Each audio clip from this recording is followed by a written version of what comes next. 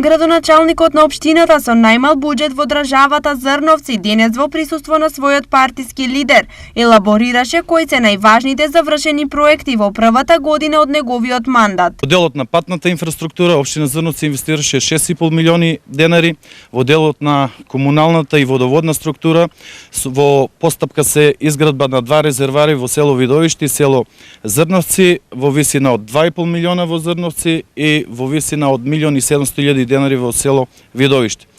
Изградена е каптажа во село Мородвис, за кој што решивме дводеценијски проблем и на еден начин домакинствата имаат постојано водоснабдување. Според Мицковски, ВМРО, ДПМН и градоначалникот Коцев ја заслужиле довербата кај граѓаните и во оваа општина. За една година реализирани се проекти навистина многу значајни, кои што се дел од програмата на градоначалникот, кој што ја представи на минатогодишните локални избори, каде што победи уште во првиот круг, убедливо се разбира, и покажуваме еден поинаков пристап на работите, кој што е спротивен од она што го покажува власта.